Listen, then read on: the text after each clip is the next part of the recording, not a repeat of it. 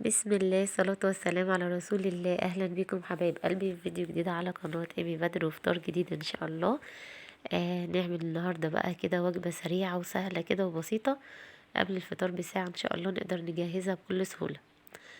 نعمل رز بالمكسرات مع دبابيس وكمان سمبوسة.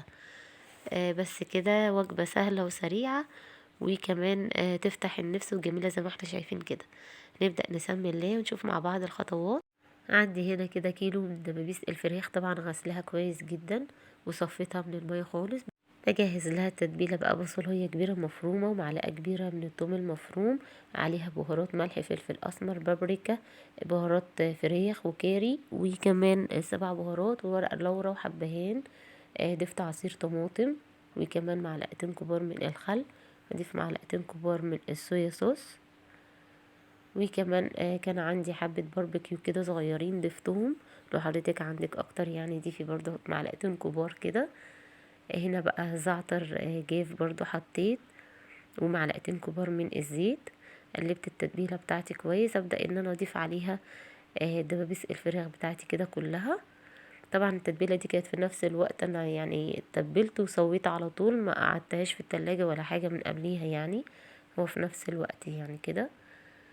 بس ابدأ بقى ان انا جبت صينية وبدأت ان انا حطيت فيها برضو كمية من الزيت بسيطة كده في الاول، يعتبر دهنتها زيت، وبدأت ان انا ارص فيها الدبابيس بتاعتي كده وفضيت عليها بقية التتبيلة. بس على نار البوتاجاز بقى هبدأ ان انا اسوي في الاول، وبعد كده بعد ما تستوي شوية هبدأ ان انا ادخلها على الفرن. طبعا غطيتها. هنا بقى اجهز حبة رز كده حلوين بسمتي، معلقة كبيرة من الزيت، وكمان قطعة من الزبدة، بصلاية صغيرة مفرومة نص مكعب مرقة، وفص توم مفروم، وكمان قرفة خشب. ما عنديش لومي للأسف. بس طبعا انا بجهز كوباية واحدة بس من الرز عشان عندي يعني باقي رز من معمول قبل كده يعني، فهضيفه عليه بعد ما يستوي. بس طبعا ضفت ملح فلفل اسمر كركم والسبع بهارات. بقلب كويس جدا مع بعض كده. هنا بقى قلبت الفراخ يعني بديها تقليبة على الناحية التانية على تستوي معانا من الناحيتين.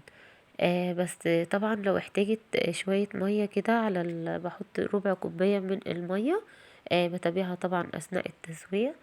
بس بقلبها بقى بغطيها وبسيبها كده للناحية التانية برضو انها تستوي ولغاية اما ادخلها الفرن ان شاء الله. بس بكده تبقى معايا تمام ان شاء الله. هبدأ بقى ان انا اغطيها وارجع اشوف الرز بتاعنا. طبعا قلبته وزودت له كوبايتين من المية وسبته علشان يتشرب. هنا هعمل سمبوسة.